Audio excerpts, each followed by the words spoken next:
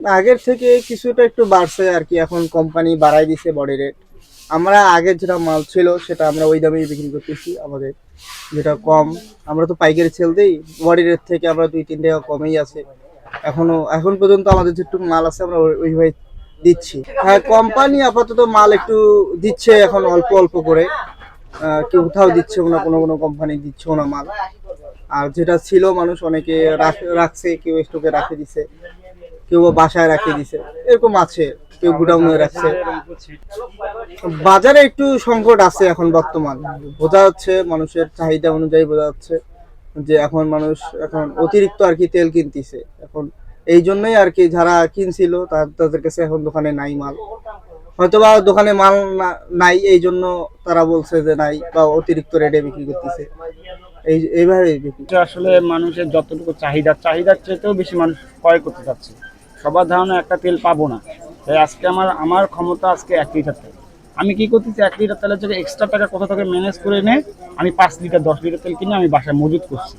কিন্তু কোম্পানিতে এই পরিমাণ চাপ নিতে পারছে না, বা আমাদেরকে সাপ্লাই মাল দিচ্ছে না, আর কাস্টমার শুধু আইসে তেলটাই খুঁজতেছে, আর কোনো প্রোডাক্টের প্রতি তার কোনো চাহিদা নেই।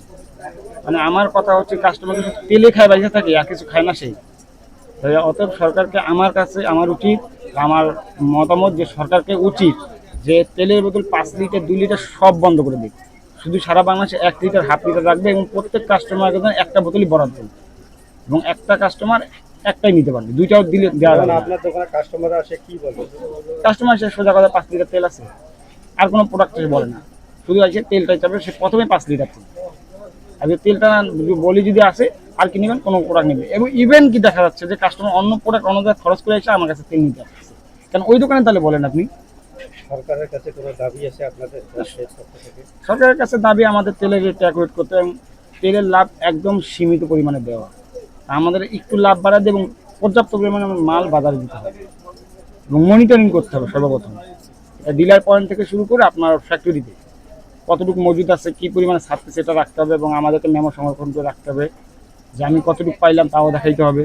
আমি এক্সট্রা পাইলাম না, এক্সট্রা দাম নিলাম, এক্সট্রা দাম ধরলাম কিনা, সেটাও তদারকি করতে হবে।